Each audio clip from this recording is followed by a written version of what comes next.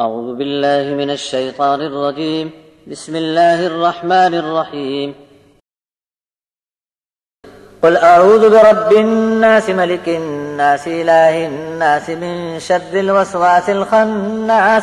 الذي يوسوس في صدور الناس من الجنة والناس۔ اللہ نہایت مہربان بار بار رحم کرنے والے کے نام سے کہہ دو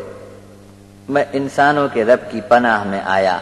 انسانوں کے بادشاہ کی پناہ میں آیا، تمام انسانوں کے معبود کی پناہ میں آیا،